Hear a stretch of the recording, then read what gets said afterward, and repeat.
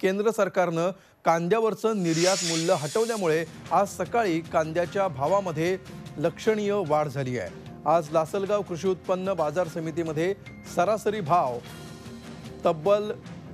भावामध्ये तब्बल 600 रुपयांची वाढ झाली आहे। शुक्रवारी कांद्याचा भाव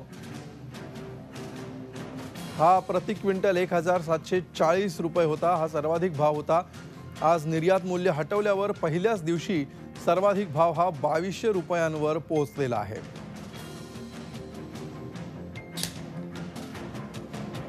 निर्यात मूल्य हटवण्याची घोषणा केंद्राने केलेली आहे आणि त्यानंतर कांद्याचा भाव वाढायला सुरुवात झालेली आहे। या सगळ्याविषयी आपण अधिक माहिती घेऊया। आमचे प्रतिनिधी चेतन कोळस सध्या आपल्या सोबत आहेत।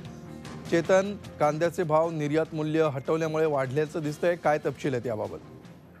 अमोल, आपण बघू शकतो शुक्रवारी लासलगाव बाजार समितीमध्ये कांद्याला 1740 रुपये तर सरासरी 1451 रुपये भाव मिळाला।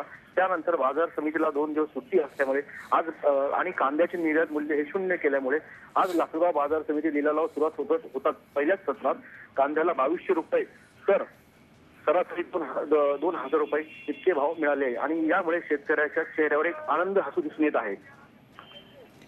बिलकुल, धन्यवाद चेतन या सविस्तर माहितीबद्दल। आज 2 दिवसांच्या सुट्टीनंतर आज ज्यावेळी बाजार उघडला त्यावेळी कांद्याचं मूल्य 600 रुपयांनी वधारलंय।